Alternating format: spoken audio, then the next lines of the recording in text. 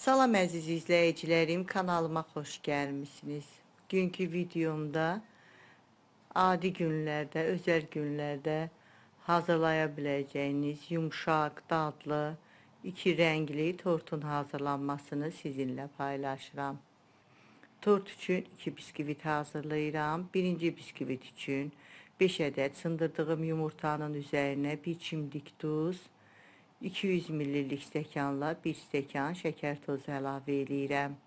Yumurta ilə şəkər tozunu mikserlə qarışdırıram. 3-4 dəqiqə tam ağarana qədər yaxşı qarışdırıram. Yumurtalı qarışımın üzərində belə gördüyünüz kimi iz qalmalıdır. Belə olduqda üzərinə 50 ml süd əlavə edirəm. 50 ml də bitki yağı. Bu ərzaqları artıq mikserlə qarışdırmıram, elə çırpıcı ilə biraz qarışdırıram. Ələyə 200 ml stəkanla 1 stəkan, bir də yarım stəkan un əlavə edirəm. Üzərinə 1 paket 5 qram şəkərli vanil, 1 paket 10 qram da qabartma tozu əlavə edib quru ərzaqları da qarışdırıram. Un qarışımını 2 dəfədən hissə-hissə ələkdən keçirdib çırpıcı ilə qarışdırıram. Elə qarışdırmaq lazımdır ki, un xəmirin içində topak şəklində qalmasın. Qalan unu da yenə ələkdən keçirdib qarışdırıram. Belə gördüyünüz kimi havalı bir biskvit xəmiri alındı. Biskviti bişirəcəyim formanın içinə yağlı kağız sərmişəm. Xəmirin hamısını formaya boşaldıram. Spatula ilə biraz içində havasını çıxardıram. 2-3 dəfə masaya çırpıb 180 dərəcəlik sobada 30-35 dəqiqə bişirirəm. İkinci biskviti də eyni qaydada 5 ədəd sındırdığım yumurtanın üzərinə 1 çimdik duz, 1 stəkan şəkər tozu əlavə edirəm. Eyni qaydada yumurta ilə şəkər tozunu mikserlə 3-4 dəqiqə yaxşı ağarana qədər qarışdırıram. Alınan yumurtalı qarışıma 50 ml bitki yağı, 50 ml də süd əlavə edib bunları da artıq mikserlə qarışdırmıram, elə çırpıcı ilə qarışdırıram. Ələyə 1 stəkan dolu, yarım stəkan da un əlavə edirəm. İkinci biskvit kakaoludur, ona görə ələyə tökdüyüm undan 2 xörək qaşığı götürüb kənara qoyuram. 2 xörək qaşığı kakao əlavə edirəm. 1 paket 5 qram şəkərli vanil, 1 paket 10 qram da qabartma tozu əlavə edib quru ərzaqları qarışdırandan sonra onu da eyni qaydada 2 dəfədən hissə-hissə yumurtalı qarışım üzərinə əlavə edib çırpıcı ilə qarışdırıram. Onu da qeyd edeyim ki, istifadə etdiyim formanın diametri 30 santimetrdir. Belə gördüyünüz kimi belə gözəl, havalı, kakaolu xəmir alınır. Onu da eyni qaydada yağlı kağız sərdiyim formaya boşaldıram. 2-3 dəfə masaya çırpıb havasını çıxardandan sonra bişirirəm. Biskvitlərin ikisini də artıq bişib, sobadan çıxartmışam. Çox yaxşı qabarıb, çox gözəl biskvitlər alınıb. Qoyuram, qalır tam soyuyur. Soyuyana qədər kremləri hazırlayıram. Tort üçün 2 krem hazırlayıram. Ağ qatlaşmış südlə, bir də bişmiş qatlaşmış südlə. Birinci krem üçün 250 qram otaq temperaturunda yumşalmış kərə yağı götürmüşəm. Mikserlə ağarana qədər yaxşı qarışdırıram. 300 qram qatlaşmış südü hissə-hissə yağın üstünə əlavə edirəm. Yarım çay qaşığı da vanil. Qatlaşmış süd bitənə qədər əlavə edib birinci ağ kremi hazırlayıram. İkinci krem üçün 200 qram otaq temperaturunda yumşalmış kərə yağını yenə mikserlə eyni qaydada ağarana qədər qarışdırıram.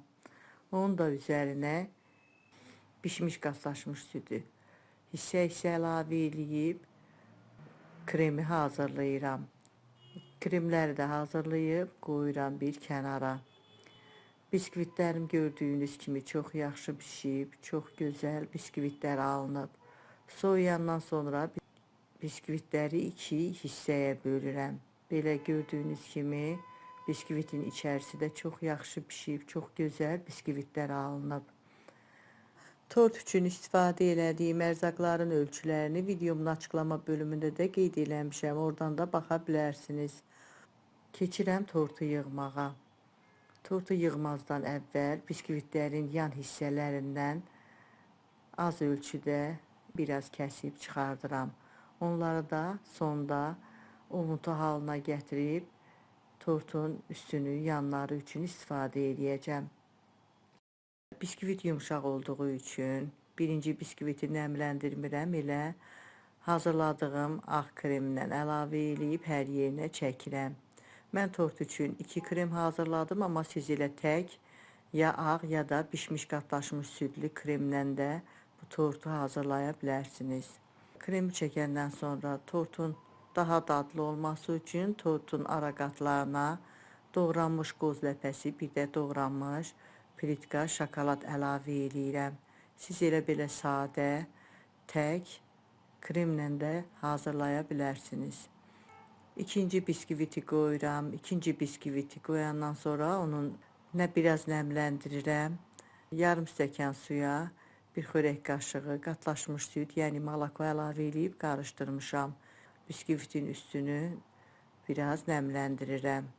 Onun üstündən sarı kremdən əlavə edib hər yerinə çəkirəm. Yenə eyni qaydada biskvitlər bitənə qədər arasına qoz ləpəsi, bir də doğranmış şokolad əlavə edirəm. Hazır karamelim olduğu üçün ikinci biskvitin üstünə qoz ləpəsi, şokolad əlavə edəndən sonra biraz karamel əlavə edirəm. Əgər sizdə yoxdursa, heç əlavə et. Əgər əlinizin altında şokolad yağı, karamel varsa, biskvitlərin arasına əlavə edə bilərsiniz. Onun fərqli, çox gözəl dad verir. Kakaolu biskvitin də üstünü yenə biraz nəmləndirəndən sonra onun üstündən ağ kremlə çəkirəm. Yenə eyni qaydada qoz ləpəsi, şokolad əlavə edirəm. Bu qaydada biskvitləri üst-üstə yığıb krem çəkirəm. Sonda qalan kremlə tortun üstünə, yanlarına çəkirəm. Biskvitlərin yanından kəsdiyim kəsikləri də blenderdən keçirib ovuntu halına gətirmişəm. Tortu bu qaydada hazır eləyəndən sonra siz öz zövqünüzə görə tortun üstünü bəzəyə bilərsiniz. Mən üzərinə hazır karamel əlavə eləyirəm. Üstünü, yanlarını ovuntulardan bəzəyirəm.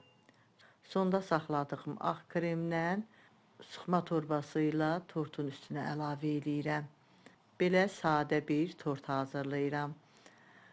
Bu qaydada hazırlayıb soyuducuda 1 saat saxladıqdan sonra artıq kəsib çay süfrəsinə vermək olar.